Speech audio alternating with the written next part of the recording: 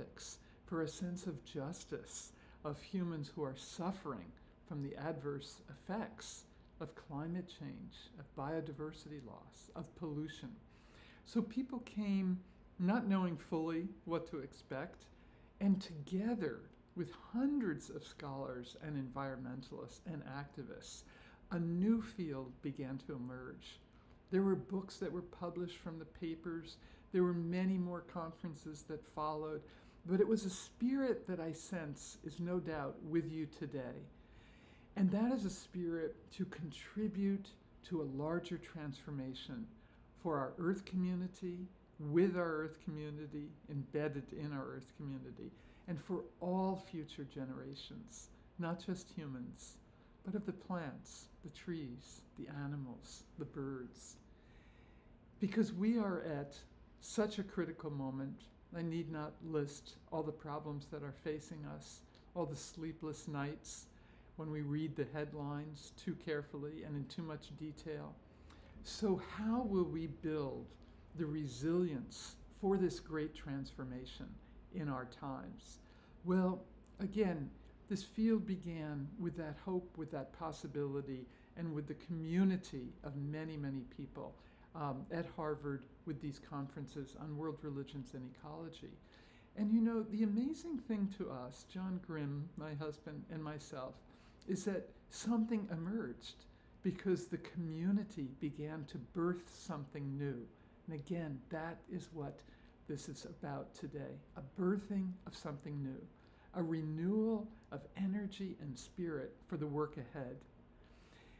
Now, all these years later, what has emerged in religion and ecology? Much to our astonishment, actually, we've discovered over this past year that there are now 20 graduate programs in religion and ecology. And that includes 3 PhD programs.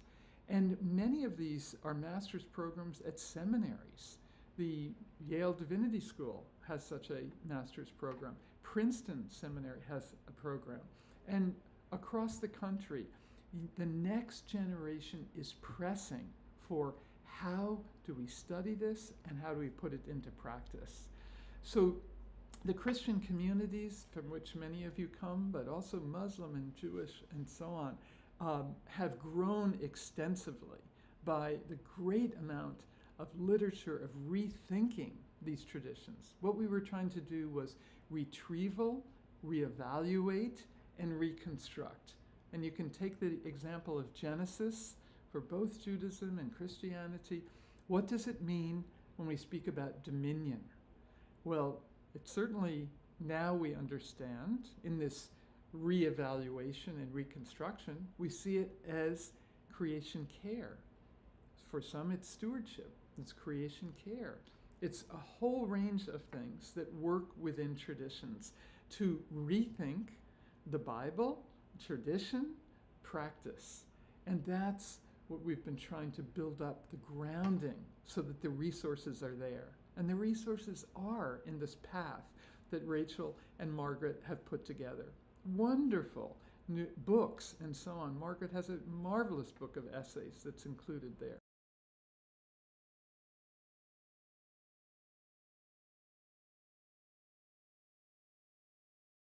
$1 billion in sales. And today I'm going to show you what it has to do with a little selling system that could flood your business with a torrential downpour of buyers in the next 42 days. Plus, I'm also going to give you 17 of my highest converting Facebook ads and a 7-figure cheat sheet on how to get to $1 million per year or even $1 million per month. This isn't a normal funnel. This thing combines AI,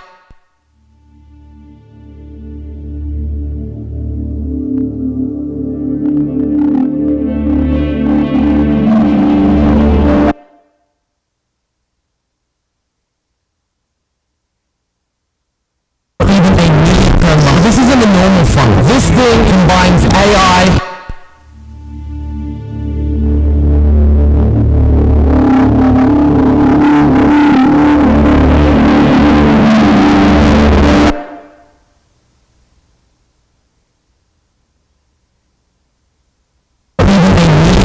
this isn't a normal funnel. This thing combines AI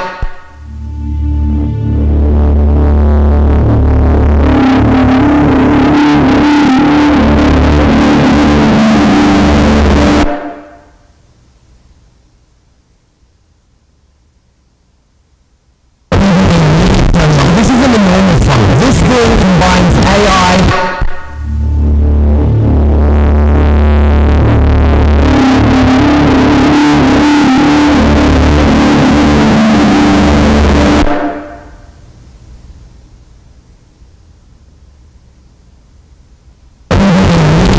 This isn't a normal funnel. This really combines AI.